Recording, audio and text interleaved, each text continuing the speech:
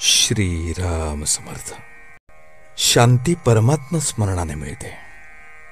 नवविधा भक्तीत जशी श्रवण ही पहिली भक्ती, तद्वतच अनेक संत लक्षणात शांती हे पहिले लक्षण आहे. वास्तविक संतांची लक्षणे सांगता येणे कठीण, तरी पण असे म्हणता येईल की शांती हे संतांचे मुख्य लक्षण आहे.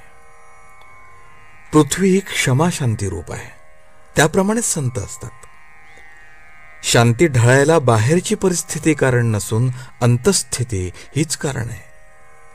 जिथे स्वार्थ तिथे अशांती.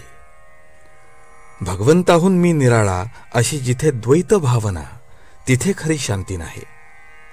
अनन्यतेने शांती प्राप्त होते आणि तीच परमार्थाचा पाया आहे. पैसा आणि लौकिक ही अशाश्वत आहेत, त्यांच्यात चित्त ठेवल्याने अशांतीच येणार.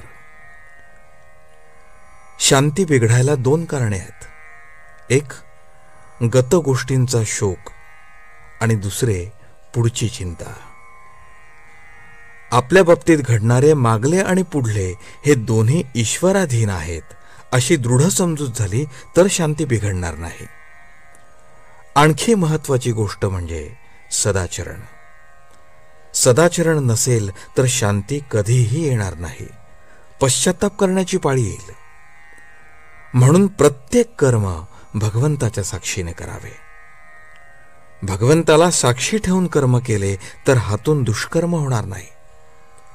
सदाचरण हा परमार्थाचा पाया आहे. आपली शांती परिस्थितीवर अवलंबून नसावी. एका साधूला कोणीतरी शेतात झाडाखाली आणून ठेवले. तो तिथे स्वस्थ बसून नामस्मरण करीत असे. तिथे लोक त्याच्या दर्शनाला येऊ लागले. लोकांची ये-जा वाढल्यामुळे त्या शेताच्या मालकाला त्रास वाटू लागला. म्हणून त्याने त्या साधूला उचलून दुसरीकडे ठेवले. साधूची शांती पूर्वीच्या स्थळी होती तशीच दुसऱ्या ठिकाणीही कायम होते. शेतमालकाला आश्चर्य वाटले. ज्याचे मन शांत आणि चिंतारहित असते त्याला कुठेही ठेवा, तो शांतच राहणार. म्हणून भगवंतावर विश्वास ठेवून स्वस्थ बसावे. त्याच्यावर भार घालून प्रपंच करावा. कर्तेपण आपल्याकडे घेऊ नये. अकर्तृत्व भाव ठेवावा. अशाने शांती येईल. जगत चालक राम आहे ही भावना दृढ झाली तर शांती येईल. एकनाथांची शांती अगाध होती. नाथांसारखी शांती यायला परमभाग्य पाहिजे. राजे रजवाडे आले आणि गेले, पण ज्ञानेश्वरांचे नाव टिकले, कारण ते शांतीची मूर्ती होते. ही शांती काय केले असताना मिळेल? भगवत स्मरणा वाचून अन्य उपायाने ती साधणार नाही. जे जे घडते ते ते भगवत इच्छेने घडते ही दृढ भावना असणे हेच शांतीचे लक्षण आहे. कर्तृत्वाभिमान शांतीच्या आड येतो. विद्या, वैभव, कला, संपत्ती, संतती याने शांती येतेच असे नाही. निरपेक्षता हे शांतीचे मूळ आहे.